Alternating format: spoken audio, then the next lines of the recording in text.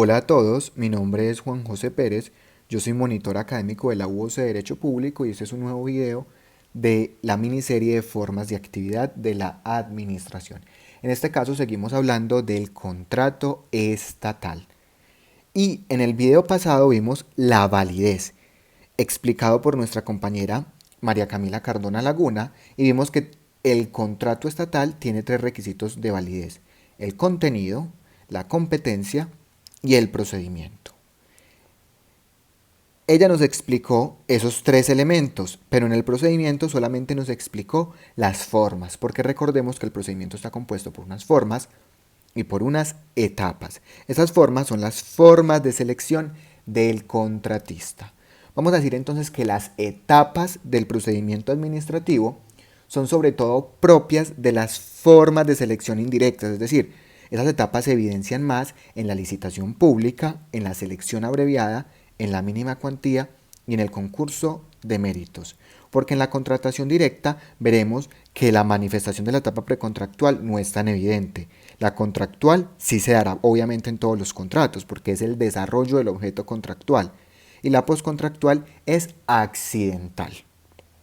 Entonces, vamos a decir que las etapas son tres: la etapa precontractual, la etapa contractual y la etapa postcontractual.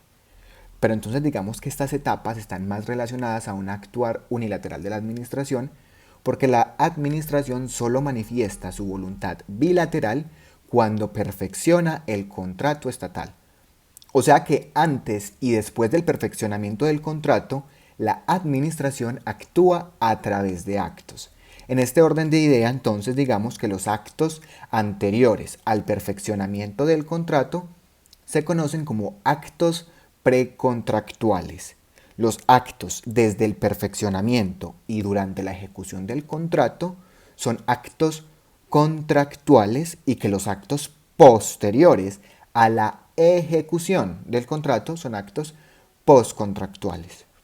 Pero en todo caso, sean actos precontractuales, contractuales o postcontractuales, las causales de nulidad de estos actos serán las causales típicas de nulidad de cualquier otro acto administrativo conforme a la Ley 1437 del 2011. Esto es: violación a norma jurídica superior, falsa motivación, desviación del poder, incompetencia, expedición irregular o violación del derecho de defensa o de audiencia. Entonces, comencemos hablando por la primera etapa, la etapa precontractual. Esta a su vez está compuesta por unas fases, las cuales se pueden determinar obviamente o se pueden denominar fases del procedimiento precontractual. Entonces hablemos de la primera fase precontractual, que es la planeación. Y sobre la planeación ya nos referimos de una manera muy amplia cuando hablamos de los principios. Entonces ahora hablemos de una manera más específica. Entonces aquí vamos a realizar primero el estudio de factibilidad al cual ya nos referimos. Entonces digamos que son los estudios previos que abarca una factibilidad que ya sabemos técnica, económica, jurídica y social. Y entonces aquí vamos a indicar que, como ya sabemos que es la urgencia manifiesta, antes no lo sabíamos, como ya lo sabemos, tenemos que decir que la urgencia manifiesta es la única causal en la que no se deben realizar estudios previos dentro de la modalidad de contratación directa. En las demás causales se tienen que realizar estudios previos, o sea, en todas las demás, ya sean de contratación directa, de selección abreviada, de mínima cuantía, de concursos de méritos y obviamente en la licitación pública. En las demás tenemos que realizar estudios previos, porque los estudios previos sirven para determinar la factibilidad del objeto contractual, es decir, saber si es conveniente o no la ejecución del mismo en un nivel social, técnico, jurídico y económico. Porque en caso de no ser viable el objeto en uno de estos cuatro niveles, no se debe continuar con el procedimiento. Es decir, no, ya nos dimos cuenta que esto no es viable, entonces ya terminamos el procedimiento administrativo contractual, no podemos seguir. Porque si seguimos, ese contrato estatal podrá quedar viciado de nulidad absoluta. Hablemos entonces de la viabilidad social. Y tenemos que decir que los contratos estatales tienen una viabilidad teleológica, que es el interés general, eso ya lo sabíamos. Pero aquí tenemos que indicar que es obligación de los órganos públicos de competencia actualizar el plan anual de adquisiciones. Puede ser en cualquier tiempo en cuanto a lista de bienes obras y servicios que son necesarios para la satisfacción de intereses generales. Esto aparece obviamente en el SECOP, en el Sistema Electrónico de la Contratación Pública. En esta lista tiene que aparecer el precio estimado y el cronograma de la futura contratación. Pero este plan no es vinculante. O sea que para que un contrato sea socialmente viable tiene que estar en el plan anual de adquisiciones, pues es lo ideal. Ahora, la factibilidad técnica. La factibilidad técnica tiene que ver con el análisis y la construcción de diseños, planos, maquetas, la necesidad de la interventoría y los riesgos, cuya razón de ser de los riesgos es no afectar el equilibrio contractual y la ejecución del contrato. Pero como ya entendemos qué es el equilibrio contractual y cuando veíamos los principios no lo entendíamos, entonces tendremos que hablar aquí de los riesgos contractuales o de los riesgos del contrato. Porque los riesgos no solamente son contractuales, sino que también pueden ser precontractuales o extracontractuales. Los riesgos precontractuales son, por excelencia, el riesgo de que no se suscriba el contrato. Ese riesgo se cubre mediante una garantía de seriedad y ya sabemos y ya hablamos de la garantía de seriedad de la oferta, que ese es el nombre que recibe esta garantía. Pero además puede también haber otro riesgo precontractual, que es que se retire la oferta después del cierre del plazo. Pero entonces tenemos que decir que ese riesgo también está cubierto por esta garantía de seriedad. Las garantías tienen una suficiencia que la establece la ley. La suficiencia de una garantía se refiere a la vigencia y al valor de la misma. Entonces digamos cuál es la suficiencia de la garantía de seriedad. La suficiencia se da desde la presentación de la oferta hasta la celebración del contrato, en equivalente al 10% de la oferta. Y esto lo encontramos en el artículo 118 del decreto 1510 de 2013. Bueno, entonces aquí digamos algunas cosas generales sobre las garantías. Porque las garantías no son obligatorias en dos modalidades de selección, que son en la mínima cuantía y en la contratación directa. Y además que se pueden hacer efectivas ante una compañía de seguros. Esas compañías de seguros las otorgan a través ya sea de contrato de seguro, garantía bancaria o patrimonio autónomo. Es decir, el contrato de seguro, la garantía bancaria o el patrimonio autónomo son formas de garantías en la contratación estatal. Hablemos ahora del riesgo contractual. Y los riesgos contractuales son básicamente cuatro. Primero, el incumplimiento del bien, la obra o el servicio. El segundo, el indebido manejo de los anticipos. Tercero, el impago de salarios y prestaciones sociales. Y cuarto, la mala calidad del bien, obra o servicio. Esta garantía se denomina garantía de cumplimiento. Y en cuanto a la garantía, va a depender entonces del siniestro a asegurar.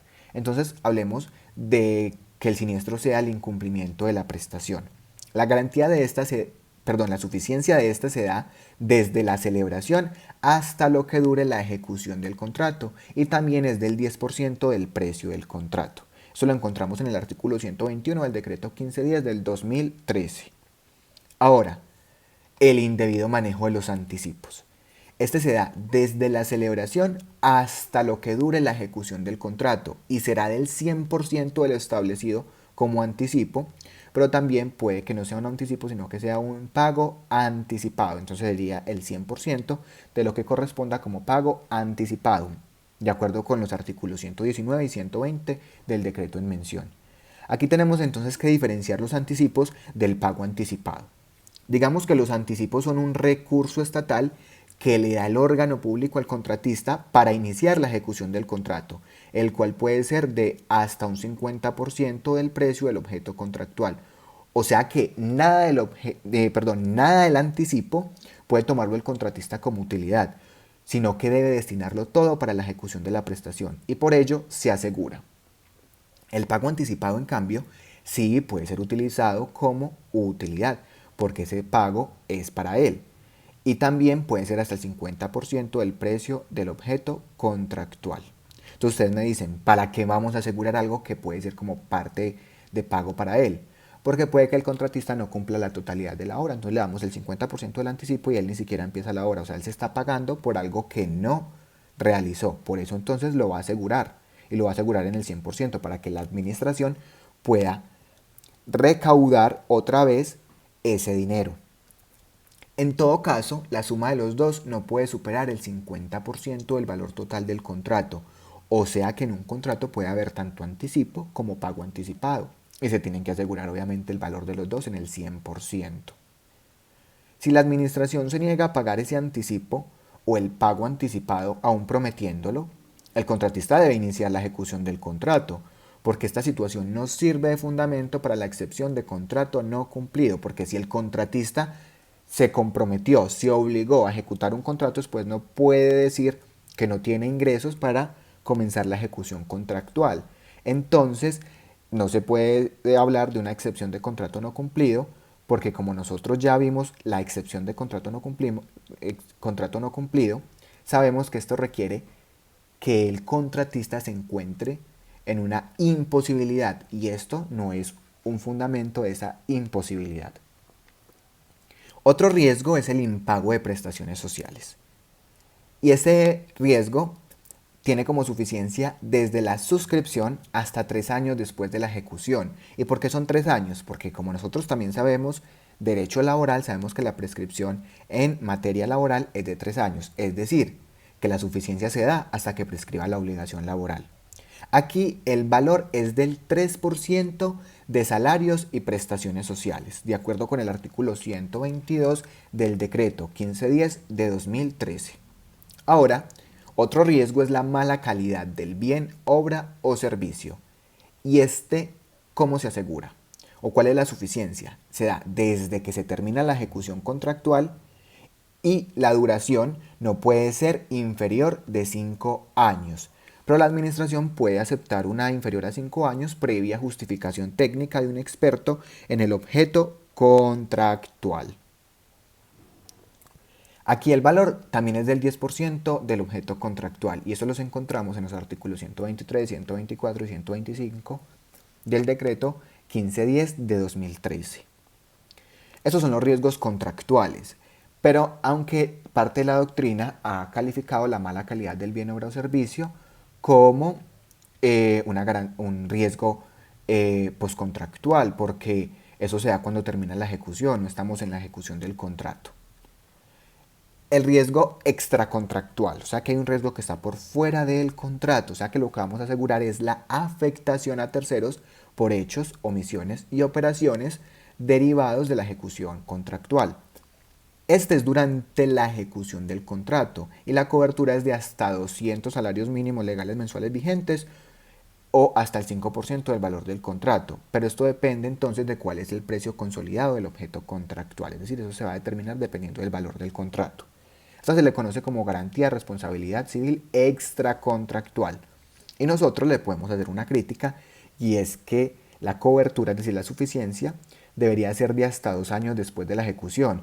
¿Y por qué? Porque nosotros sabemos que como estamos amparando riesgos frente a terceros, el medio de control que ellos tienen para acudir a la jurisdicción es la reparación directa, porque el medio de control del riesgo extracontractual es la reparación directa, y esa reparación directa tiene un término de caducidad de 2 años. O sea que si el riesgo ocurre, digamos, el daño antijurídico ocurre después de la ejecución del contrato o durante la ejecución del contrato se afecta a un tercero, ese tendrá 2 años para demandar y puede que ya haya terminado la ejecución del contrato. Entonces ya no tendremos la posibilidad de llamar en garantía a la aseguradora. Muy bien. También hay una viabilidad económica. Esta es súper fácil porque ya la hablamos y son los estudios del mercado, y dijimos que se requiere un certificado de disponibilidad presupuestal. Sobre esto no abarcaremos mucho porque ya lo mencionamos en el video sobre los principios. Entonces hablemos sobre la viabilidad jurídica. Y en la viabilidad jurídica dijimos que la administración debe mirar si se requiere alguna consulta previa, alguna licencia, alguna autorización precontractual, que son de parte de las corporaciones públicas, y que estas se encuentran en el parágrafo 4 de la Ley 136 de 1994.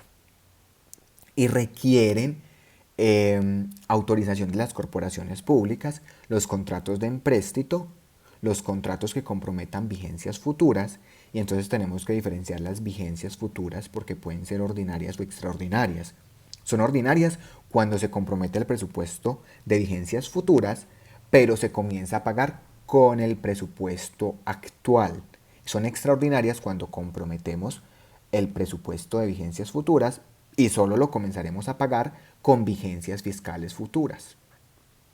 También requieren estas autorizaciones precontractuales la enajenación y compraventa de bienes inmuebles, la enajenación de activos, acciones y cuotas partes y las concesiones. En estos casos, aunque el contrato sea viable socialmente, no lo es jurídicamente si no existe la autorización, es decir, que así esté en el plan anual de adquisiciones, pero no tiene la autorización, se dice que ese contrato no es viable porque requiere la autorización.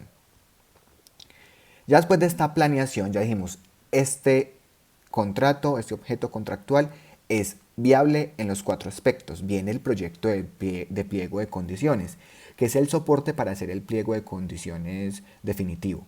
Este proyecto se debe elaborar en una licitación pública o en una selección abreviada o en un concurso de méritos. O sea que no se realiza en la mínima cuantía y en la contratación directa. Ya después vienen los avisos de convocatoria al proyecto de pliegos. Estos deben ser por lo menos 3 publicaciones en el SECOP, los cuales se deben hacer entre 20 y 10 días antes del inicio. Para darle aplicación al principio de transparencia, el oferente puede presentar observaciones a todas las actuaciones y al acto precontractual. Entonces, en primer lugar, las observaciones las puede presentar al proyecto de pliego, teniendo un plazo máximo de 10 días para presentarlo si es un proceso de licitación pública, y de 5 días en los procesos de selección abreviada y concurso de méritos. Estos días se cuentan a partir del último aviso, que ya sabemos que son 3 avisos. O sea que esos avisos son importantes porque aseguran la transparencia del proceso al permitir que el contratista haga observaciones al proyecto de pliego de condiciones. Ahora tenemos que decir que la administración tiene el deber de responder de fondo y por escrito todas las observaciones hechas por los oferentes, porque las mismas tienen el tratamiento de un derecho de petición, o sea que tienen que cumplir con los requisitos de un derecho de petición. Asimismo, la respuesta se debe publicar en el SECOP y se le tiene que notificar al oferente que haga la observación. Ya después del proyecto de pliego de condiciones viene el pliego de condiciones definitivo y se realiza cuando el objeto contractual es completamente viable y ya los oferentes hicieron unas determinadas observaciones. Aquí constan las condiciones formales y materiales para la selección de las ofertas. Valga aclarar que este pliego debe ser claro porque de lo contrario, toda interpretación en caso de duda se hace a favor del contratista, o sea que en materia estatal se aplica una interpretación pro debitoris.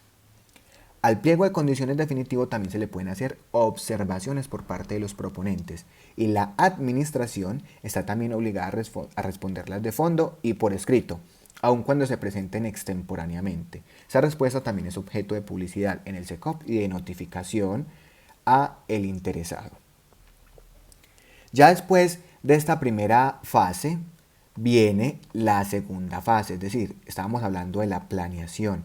Ya viene la segunda fase precontractual, que es la invitación o inicio. Y la invitación es una convocatoria pública que hace la administración por medio de un acto preparatorio acompañado de una constancia de convocatoria para que los interesados presenten las ofertas dentro del plazo. El proceso de selección entonces inicia con el acto de apertura del proceso de selección, que no es un acto administrativo definitivo. En este se indica cuál es el inicio y cuál es el cierre de la presentación de las ofertas y a este plazo técnicamente se le denomina plazo de cierre de convocatoria. Ahora, la constancia es importante para aquello de la publicidad. Este acto de apertura se exige en la licitación pública, en la selección abreviada y en el concurso de méritos. En las otras formas será diferente. Por ejemplo, en la mínima cuantía se denomina simplemente invitación. Entonces se expide un acto administrativo que se denomina invitación. Y en la contratación directa se requiere de un acto administrativo en el que se determine la causal de contratación directa. Dentro de los 3 días siguientes al inicio, la administración debe celebrar una audiencia. Esa audiencia tiene 2 fines. El primero es precisar el alcance y el contenido de los pliegos de condiciones. Este es el momento por excelencia para realizar las observaciones al pliego de condiciones definitivos, los cuales se elevan en acta suscrita por los intervinientes. Y estas observaciones pueden surgir modificaciones al pliego de condiciones, esto es, adendas, y por ello se puede prorrogar el plazo de la licitación pública hasta por 6 días. Hay que recordar que las adendas se pueden hacer hasta 3 días antes del cierre en la licitación pública y hasta un día antes del cierre en la selección abreviada en el concurso de méritos, y que se le tienen que dar publicidad. Pero tal vez el aspecto más importante de esta audiencia y el fin principal es que aquí se tipifican, estiman y asignan riesgos. De aquí que esta audiencia tome el nombre de audiencia de riesgos. Esta audiencia de riesgos solo es necesaria en la licitación pública. En esta, los eventuales riesgos de la ejecución contractual se tipifican, esto es, se establecen cuáles son los posibles riesgos que pueden ocurrir durante la ejecución del objeto contractual. Entonces, por ejemplo, vamos a hacer un contrato de obra, vamos a pavimentar una vía, entonces tipificamos un riesgo. Entonces el contratista dice, ahí puede haber un posible riesgo y es que encontremos suelo pantanoso. También se estiman los riesgos, esto es, a cada riesgo se le asigna el valor que puede representar en el contrato. Entonces decimos, por cada 50 metros cúbicos de suelo pantanoso, ese valor contractual se puede incrementar en 1.000 millones, en 500 millones se puede incrementar. Entonces estimamos que el riesgo se estima por cada 50 metros cuadrados, 500 metros cúbicos, por cada 50 metros cúbicos en 500 millones. Luego se distribuyen, esto es, se establece qué riesgos de los tipificados estarán a cargo del contratista y qué riesgos estarán a cargo de la administración. Entonces dice, no, si encontramos ese suelo pantanoso, entonces eso estará a cargo de la administración. A partir del cierre es que surge la obligación del oferente de perfeccionar el contrato. Indica esto entonces que a un oferente puede retirar la oferta hasta antes del cierre del plazo para presentar las ofertas, y ello no implica que se le haga efectiva la calidad de seriedad, la garantía de seriedad de la oferta. O sea que si la retira después del cierre, se le hará efectiva la garantía. En cambio, aquí tenemos que decir que la administración no está obligada a suscribir el contrato, pero si quiere revocar ese acto administrativo, que no es un acto administrativo, sino ese acto de apertura, requiere el consentimiento expreso y escrito de todos los oferentes. La invitación termina con un acto de cierre. Ese acto de cierre es una actuación preparatoria. Como todo hasta acá todos son actos preparatorios, no hay actos administrativos. Luego viene la evaluación. O sea que ya ese es el tercer momento de la fase precontractual. Es la evaluación. Y la evaluación son informes que presenta un comité de evaluación. La conformación del comité va a depender de la complejidad del proceso de selección. En la licitación pública, en la selección abreviada y en el concurso de méritos, ese comité debe ser plural. En cambio, en la mínima cuantía puede ser singular. El comité lo define quien tiene la competencia contractual. Y en esta etapa se van a estudiar los requisitos formales de participación para determinar si se cumplen con los requisitos mínimos, y también se estudian los requisitos materiales de selección. Entonces, esta fase está compuesta por los informes de evaluación, los cuales no tienen carácter vinculante, sino que constituyen una recomendación. Por ello se dice que son de carácter consultivo. Este carácter consultivo deviene del hecho de que los informes los realiza un comité, el cual no tiene competencia contractual, y que es distinto al superior jerárquico de mayor jerarquía del órgano público, que es quien tiene la competencia contractual para, obviamente, celebrar contratos, es quien tiene la competencia contractual.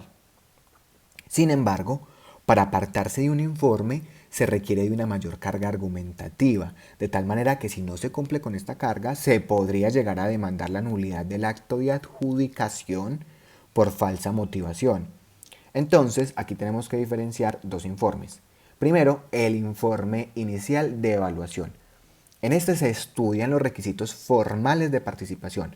Por tanto, se determina qué ofertas están habilitadas para participar y cuáles son rechazadas. En caso de que a la oferta le falten los requisitos formales, se debe determinar si estos son saneables o no. Los saneables son los que corresponden a aquellos que no complementan la oferta, y nosotros ya vemos cuando hay complementación de la oferta. Y los segundos, es decir, los no saneables, son los que configuran una causal de rechazo de la oferta. O sea que una causal de rechazo de la oferta es la falta de requisitos formales cuando su subsanación implique complementación de la oferta. Y ya después viene el informe final de evaluación. Y aquí se determinan las ofertas habilitadas de manera definitiva y se miran cuáles son favorables para el órgano público. Entonces, ¿cómo se determina la oferta más favorable? Nosotros ya habíamos dicho que habían unos criterios técnicos y económicos, pero ahora vamos a decir que eso depende de la modalidad de selección, porque aquí tendremos que hacer una ponderación entre esos factores técnicos y económicos o mirar solo uno de ellos. Sabemos que el requisito técnico por excelencia es la calidad y el económico es el precio.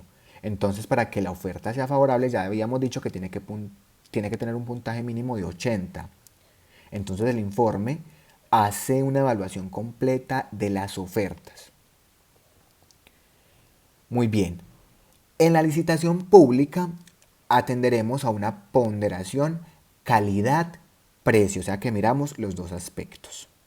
En la selección abreviada de menor cuantía hacemos también una ponderación calidad-precio.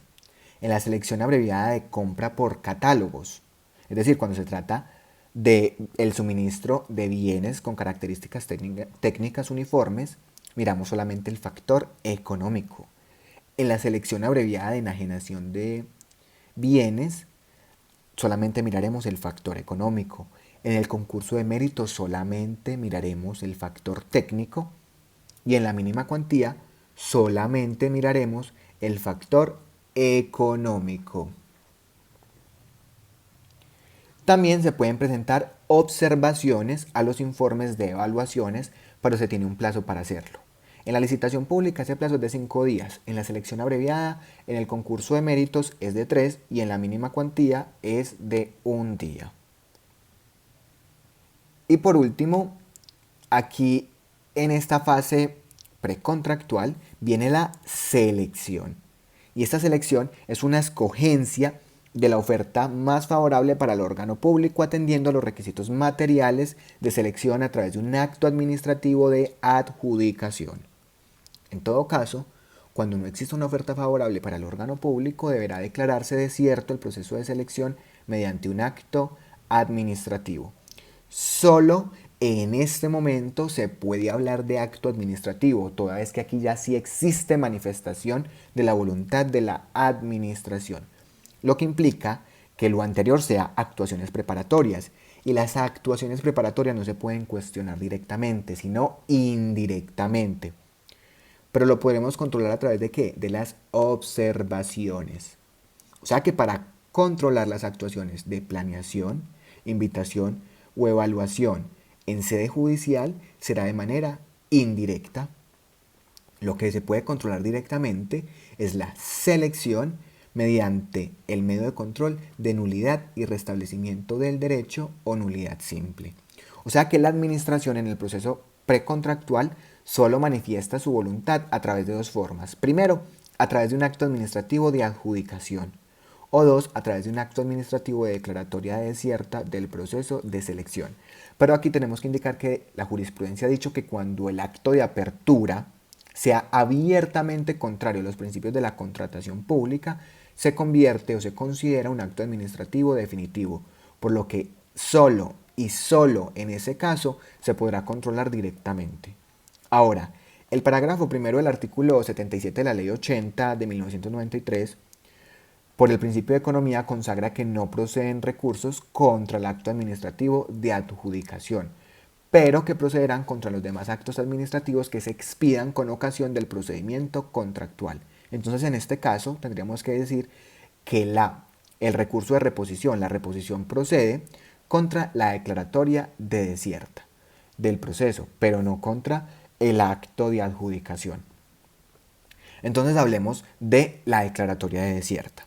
Esta entraña la voluntad de la administración de no celebrar el contrato estatal cuando ninguna oferta es favorable. Puede darse que ninguna oferta fuera favorable porque todas se rechazaron y entonces digamos que son causales de rechazo la falta de los requisitos formales, estar incurso en una causal de inhabilidad o incompatibilidad, o no aportar la garantía de seriedad, o que se aporte y la misma no sea suficiente. Y hablemos del acto administrativo de adjudicación.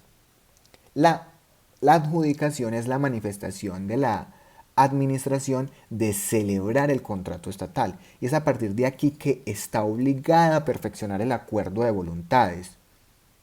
O sea que el contratista está obligado desde que presenta la oferta, siempre que no la retire después de, o bueno, siempre y cuando la retire antes del plazo de cierre. O sea que en principio desde que el contratista presenta la oferta está obligado. En cambio la administración solo estará obligada desde la adjudicación. Y la adjudicación tiene una formalidad en la licitación pública y es que se debe realizar en audiencia pública. En la mínima cuantía no se habla de adjudicación, sino que se habla propiamente de aceptación de la oferta. Es decir, que los proponentes, es decir, los administrados, le hacen ofertas a la administración y la administración, mediante acto administrativo, acepta la oferta. La adjudicación, por regla general, es irrevocable y excepcionalmente es revocable. Entonces hablemos de esas causales de revocación de el acto administrativo de adjudicación. La primera, que el adjudicatario no suscriba el contrato. Con la adjudicación se puede presentar ese siniestro y es que el adjudicatario no suscriba el contrato. Si no lo suscribe, se procede entonces a revocar la adjudicación y se adjudica el segundo más favorable. El órgano público aquí tiene que declarar desierto el respectivo proceso de selección si no hay ninguna otra favorable. En todo caso, se le hace efectiva la garantía de seriedad de la oferta al adjudicatario incumplido. Adicionalmente, si el adjudicatario se abstiene sin justa causa de suscribir el contrato adjudicado, quedará inhabilitado para participar en próximos procesos de selección y para celebrar contratos con la administración. O sea que tiene una sanción y es que va a quedar inhabilitado. Es una sanción que le trae la ley a él por no celebrar ese contrato. Muy bien. Vamos a decir entonces la segunda causal de revocatoria. Y es cuando se configura una causal de inhabilidad o incompatibilidad sobreviniente. Esta causal se debe configurar en el plazo comprendido entre la adjudicación y el perfeccionamiento del contrato, puesto que si se configura de manera sobreviniente a la suscripción del contrato, el contratista debe ceder el contrato previa autorización de la administración y si no es posible esa cesión, debe renunciar a la ejecución del objeto contractual. Si la causal sobreviene solo a uno de los miembros de un consorcio o unión temporal, este debe ceder su participación también con la autorización de la administración y se le cede a un tercero ajeno a los integrantes del consorcio o de la unión. Sin embargo, tenemos que aclarar que cuando la causal de inhabilidad sobreviniente sea la comisión de delitos contra la administración pública o si el contratista fue sancionado administrativamente por actos de corrupción, la administración debe declarar la cesión unilateral del contrato mediante acto administrativo. O sea que en este caso no hay lugar a la renuncia del contratista. La tercera causal es cuando el acto de adjudicación se obtiene por medios ilegales. Esta causal ha generado controversia. Bueno, como bien es sabido, para revocar un acto administrativo que genera un derecho subjetivo a favor de un administrado, se requiere el consentimiento expreso y escrito de este, es decir, del administrado. Y en este punto, pues, hay quienes sostienen que como se trata de una causal especial, no se requiere la autorización del administrado para llevarse a cabo la revocatoria. Sin embargo, la parte mayoritaria de la doctrina e incluido el Consejo de Estado considera que sí se requiere de esa autorización y se requiere tanto para esta como para las anteriores causales, de tal manera que para revocar ese acto administrativo se requiere la autorización del adjudicatario y si éste no la da, la administración debe demandar entonces su propio acto ante la jurisdicción. Y nosotros sabemos que a esta pretensión en la doctrina se le ha denominado pretensión de lesividad, es decir, cuando la administración demanda la nulidad de su propio acto, se conoce como pretensión de lesividad. Lo decimos acá en este caso porque lo especial es que el artículo 97 de la Ley 1437 del 2011 establece que si la administración considera que el acto administrativo ocurrió por medios ilegales o fraudulentos, lo debe demandar sin necesidad de agotar la conciliación y además es obligatorio, es decir, es necesario que se pida la medida cautelar de suspensión del acto administrativo, es decir, no tiene que agotar la conciliación y además se tiene que pedir obligatoriamente la suspensión de ese acto administrativo de adjudicación. O sea que la revocatoria se da cuando el contrato apenas se adjudicó, esto es, el contrato no se celebró. Además, el acto de adjudicación, según el Consejo de Estado, se puede también revocar por las causales del artículo 93 de la Ley 1437, que son las causales de todos los actos administrativos. Entonces tiene el acto administrativo de adjudicación unas causales específicas contenidas en la Ley 1150 del 2007 y también cuenta con las causales genéricas de la Ley 1437. Estos 4 momentos que ya vimos hacen parte de la etapa precontractual y las actuaciones en esta etapa se denominan actos precontractuales porque son separables del contrato. Es decir, en esta etapa precontractual los actos pueden existir así no se perfeccione el contrato estatal. Esto es muy importante. Los actos precontractuales son además el sustento del contrato. O sea que si existe una nulidad en la etapa precontractual, eso conllevará la nulidad absoluta del contrato, porque una causal de nulidad absoluta del contrato es que se declaren nulos los actos administrativos en que se sustenta el contrato. Pero además, la mayoría son actos preparatorios, porque solo tienen en principio la calidad de actos administrativos definitivos dos, que son el de adjudicación y el de declaratoria de desierto. Pero además tenemos que decir que hay otros actos precontractuales, como son el que declara la urgencia manifiesta, el registro único de proponentes y también dijimos que el acto de apertura cuando fuera contrario a los principios de la contratación pública. Estos dos actos administrativos definitivos, es decir, el que declara la urgencia manifiesta y el registro único de proponentes, se pueden controlar directamente también y obviamente también el otro acto administrativo, el de la apertura, pero eso ya lo habíamos dicho, se pueden controlar directamente a través de las causales de nulidad típicas de los actos administrativos. Bueno, ya después de la etapa precontractual viene el perfeccionamiento del contrato.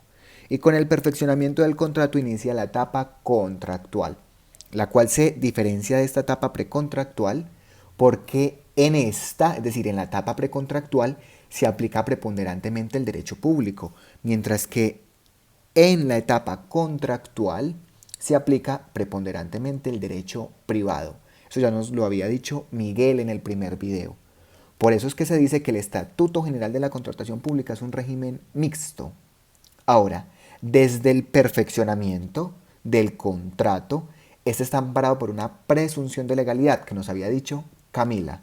Y de la misma manera aquí ya existe contrato y por lo tanto desde la etapa contractual el medio de control será la controversia contractual.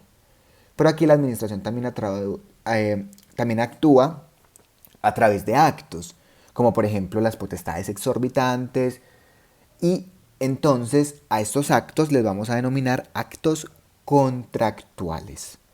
Y se les llama así porque son dependientes del contrato, o sea que los actos precontractuales son independientes del contrato, existen así el contrato no llegue a existir. En cambio, los actos contractuales dependen obligatoriamente del contrato y requieren que el contrato exista y que sea válido. Muy bien, entonces el medio de control tanto del contrato como de los actos contractuales es la controversia contractual. Pero aquí tenemos que hacer una diferencia, y es que las causales de nulidad van a depender. Entonces, si vamos a cuestionar la validez, pero del contrato, es la validez del contrato, Camila nos dijo que las causales de nulidad eran dos, la nulidad absoluta o la nulidad relativa.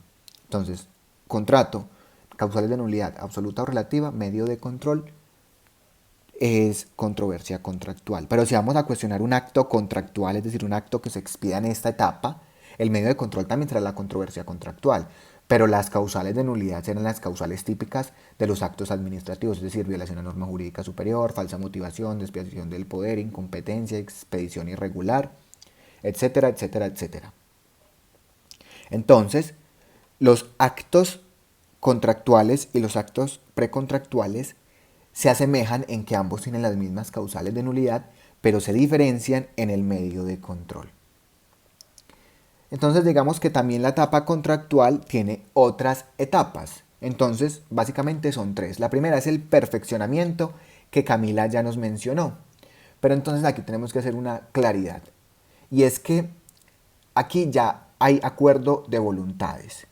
Pero frente a ese acuerdo de voluntades existe unas formas de mutación bilateral. Es decir, hay unas formas que se equivalen a transacciones contractuales para modificar el contrato estatal. Cuando se realiza se debe advertir cuáles son los ajustes necesarios para que no se rompa el equilibrio financiero. Y esas transacciones contractuales puede ser una adición, y la adición implica modificar el precio o la prestación del contrato, como cuando se van a pavimentar 60 kilómetros de un corredor vial y por acuerdo entre el contratista y la administración contratante se pavimentan 80. La prórroga implica modificar el plazo del contrato, entonces la administración había pactado un plazo de 12 meses y entonces deciden incrementarlo a 14 meses. Suspensión implica modificar la ejecución del contrato, entonces suspendemos la ejecución. Estas transacciones contractuales tienen unos límites que están en el artículo 40 de la ley 80 de 1993, y este indica que la mutación no puede exceder del 50% del valor inicial del contrato, toda vez que se debe respetar la planeación y además también el principio de economía. Y porque también el contratista sabemos que tiene un deber de seriedad. Entonces, si el contratista tiene un desacuerdo en alguna de estas mutaciones, como se trata de una transacción, tiene que dejar constancia por escrito de la inconformidad, porque después no podrá alegarla en la jurisdicción, porque como nos dijo Camila, que es un principio general del derecho, nadie puede alegar su propia culpa o dolo. Entonces, él, para decir que va a alegar determinada situación ante la jurisdicción, requiere entonces dejarla por escrito en la transacción. El segundo momento es la ejecución. Y aquí ya no pensamos en términos de existencia o validez, sino en términos de eficacia, y por eso a la ejecución nos referiremos en un próximo video. Aquí lo que tenemos que decir, y lo importante aquí que vamos a decir en este video, y es que en la ejecución ya va a estar ligada a la prerrogativa pública ejecutoria y se van a poder ejercer potestades exorbitantes. O sea que en la ejecución la relación entre la administración y el contratista no es horizontal, sino vertical, y el contratista es entonces un subordinado de la administración. Por ello, entonces, la administración ejerce aquí el control y la vigilancia del objeto contractual. Aquí esto ya lo habíamos dicho, que en el video de principios, que se entiende por control y que se entiende por vigilancia. Digamos además también aquí que como el contratista es un subordinado de la administración, la ley le da un privilegio al contratista y es el silencio administrativo positivo. O sea que las peticiones que haga el contratista a la administración durante la ejecución del contrato, si la administración no resuelve dentro del término legal, es decir, si la administración responde extemporáneamente o no responde, se configura entonces un derecho a favor del contratista, es decir, es que se entiende que sus peticiones se aceptan. Muy bien. Y vamos a diferenciar de acuerdo con la ejecución los contratos, que eso es básico de la materia de contratos, de negocio, de obligaciones. y es que los contratos de acuerdo con su ejecución pueden ser de ejecución instantánea o de tracto sucesivo. Entonces ya sabemos que de ejecución instantánea son los que tienen una obligación que se cumple en un solo momento, es decir, existe una única prestación y esa prestación en principio pues no se puede diferir, pero puede que se fraccione, o sea que seguirá siendo un contrato de ejecución instantánea aunque se fraccione o digamos también se difiera el cumplimiento. Y aquí existe un único interés y una única obligación, o sea que si se incumple una fracción o cuota, se incumple todo el objeto contractual. Entonces, por ejemplo, la administración contrata la pavimentación de una vía y la vía digamos que tiene 100 kilómetros. Entonces pactan que se van a pavimentar de a 10 kilómetros y el contratista no pavimenta los últimos 10. Entonces no puede decir que el contratista incumplió una cuota, no, el contratista incumplió todo el contrato, incumplió todo el contrato porque es que él tenía que entregar la obra completa. Entonces no puede decir entonces que hay un incumplimiento de una de las obligaciones, no es un incumplimiento de toda la obligación, solamente que se tratan en principio de un incumplimiento parcial. Y también pueden ser de tracto sucesivo, y esos son los contratos que ya dijimos que tienen una vocación en el tiempo, cuyas obligaciones se cumplen en diferentes momentos, es decir, se repiten periódicamente en el tiempo y por eso su vocación es de permanencia. Por lo tanto, aquí existen tantas obligaciones como dure el contrato y el incumplimiento de una de ellas ahí sí no afecta el cumplimiento de las pasadas, porque esas ya se cumplieron. Por ejemplo, aquí podemos encontrar el suministro periódico de cualquier insumo, entonces si se incumple el insumo de un mes, eso no conlleva que se hayan incumplido los anteriores. Y el tercer momento, ya después de la ejecución, viene la liquidación.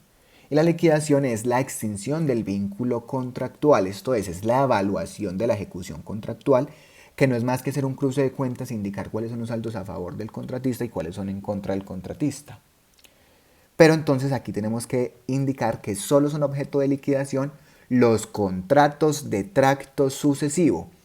O sea que no todos los contratos estatales son liquidables, pues solo son liquidables, ya dijimos, los que de acuerdo con su ejecución son de tracto sucesivo. Entonces, digamos técnicamente qué es la liquidación. Entonces, la liquidación es la evaluación contable con la que se extingue el vínculo contractual de las obligaciones de tracto sucesivo y cuyo fin es que las partes se coloquen a paz y salvo. O sea que en los contratos de ejecución instantánea, ese vínculo contractual, es decir, la extinción del vínculo contractual, se da con la terminación de la ejecución. En cambio, aquí se tiene que hacer una liquidación, es decir, en los contratos de tracto sucesivo el vínculo no se extingue hasta que se haga una liquidación. Hablemos entonces de esa liquidación. El pliego de condiciones es el momento por excelencia para indicar el plazo supletivo para la liquidación. El pliego de condiciones es el momento para indicar el plazo de liquidación bilateral del contrato. Si nada se dice, la ley trae un plazo supletivo, que ese plazo para la liquidación bilateral es de 4 meses. Y esta liquidación es bilateral porque aquí el contratista y la administración contratante se ponen de acuerdo y hacen su ajuste de cuentas. Entonces, esta liquidación bilateral es una transacción. Y como ya dijimos que en todas las transacciones acá se requiere dejar constancia de las observaciones e inconformidades si las hay para poder demandar después a la administración. ¿Qué pasa si no se liquida de forma bilateral?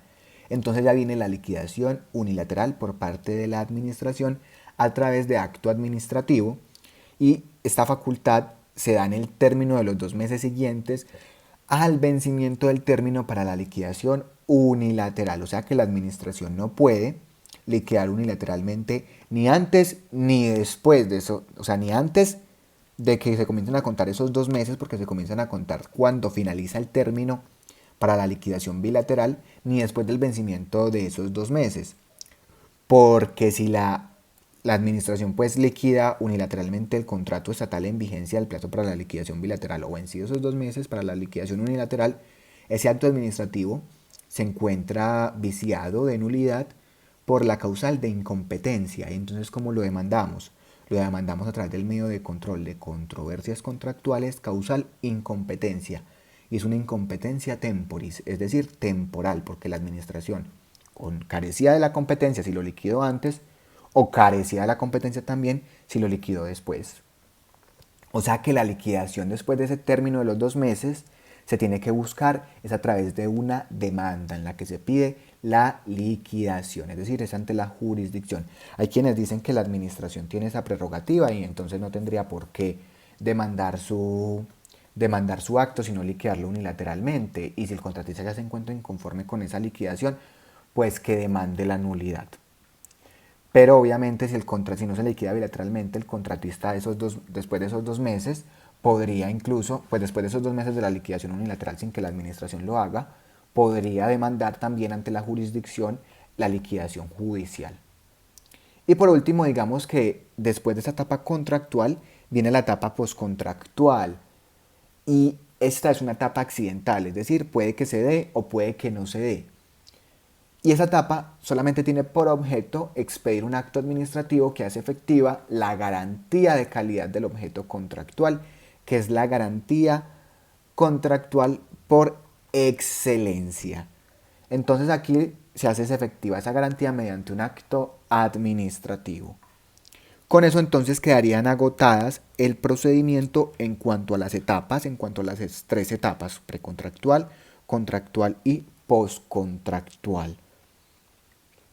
En el próximo video entonces estaremos hablando de la ejecución, de ese momento específico de la ejecución y sobre todo de su requisito de eficacia, es decir, profundizaremos sobre eso. Espero entonces que les haya sido útil este video y que nos podamos ver en una próxima ocasión. No olviden seguirnos en nuestro canal de monitores, darle like a este video y seguirnos en nuestro Instagram como monitores-derecho UDM. Hasta pronto.